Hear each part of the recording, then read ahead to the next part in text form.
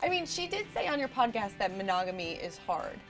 Do you agree with that still, or do you think that now because you're in the best place it's ever been, it just comes easy?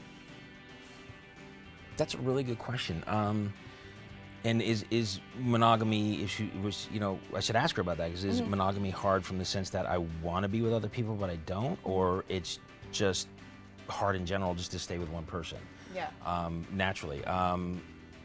Or is monogamy hard because you have ups and downs and you have to communicate, and when there's an issue you have to talk about it, or it's just going to fester and get worse. Right. So I guess it is, in a nutshell, monogamy is hard for, I guess, several reasons. Numerous reasons for, wanting that initial, that lust, or that we have sort of intrinsically built into us. I mean, men are like, we need to spread our seed everywhere. And it's it's in our DNA for, millions of years. So there's that, but then there's also, oh God, this relationship is work.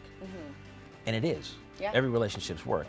And when you get to that point, you can't bail. You gotta knuckle under and work it out. Yeah. So it is hard. Yeah, and I'm sure it's hard doing that with everybody watching too. It's really hard being under the microscope. It really is. Yeah. It really is. But we've been doing this for a long time now. 15 years for me, and Tori's been under the microscope since she was a kid. So I've gotten to the point where Tori's at now, where you just ignore it. Yeah. And you have really thick skin about it, because it really will eat you up, And when you are under the microscope and something comes out, you think everybody walking in the street thinks the same thing. And so you feel like, oh my God, everybody knows what's going on. Everybody knows how I'm feeling. And it's just, it can drive you crazy. Sure, because you're like, oh my God, everybody's judging me all the Everybody, time. yeah, I'm being judged all the time. So it can be maddening, but you gotta ignore it. Is it tough rehashing things that happened in the past on such a big platform now? Because you kind of relived it on your reality show, and now you're kind of reliving it all over again. It is, only because we'd moved on. Yeah. And we've almost, I want to say, forgotten about it. I mean, you never forget about it, but it's just been pushed aside and dealt with. And we're on such a positive trajectory that it is kind of tough to go back.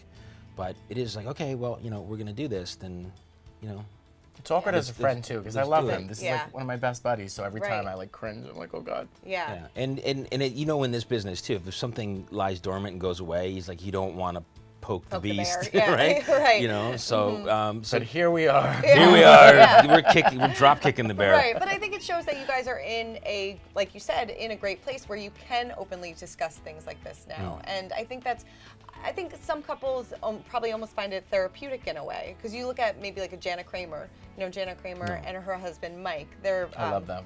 Yeah, her husband has opened up about his sex addiction and how he had to go to rehab, and they're very open and honest about things like that. So do you think that talking publicly makes it almost a therapeutic experience? Well, when we did True Tori, that was one of our hopes, was that it would help others. It certainly helped us, because it got us into therapy really a lot quicker, and sped up the process of dealing with this, because we're doing a show around it. And it did help people, but I think it was a little too before its time. Yeah. I don't think people were ready for that kind of reality, because we were turning around episodes every 2 weeks. So it was really raw, and we were really vulnerable. And it's nice to have people stop us in the street and say, thank you for doing that. That helped our marriage. So I'm hoping that for this couple that, things have changed, that people are a little more open to seeing it on TV or reading about it, and their trials and tribulations they're going through. And hey, at the end of the day, that's all you can hope for, is that it helps them, and then it helps others. Definitely. How would you say your marriage at this point is? Is it the best it's ever been? It is the best it's ever been. Yeah. Without a doubt, it's the best How it's come? ever been. Because we've been through so much together. We've grown so much together. There's ups and downs, and there was a big down. Yeah, of course. And we worked through that, and just made the love we had for each other stronger. And we were just talking about it today on the podcast. It was like, when that happened, the love never went away. There was anger and hurt, but the love never went away. So we just built on top of that love. So at this point, it's the best it's ever been. Sure, It yeah. really is. No, that's so good to hear.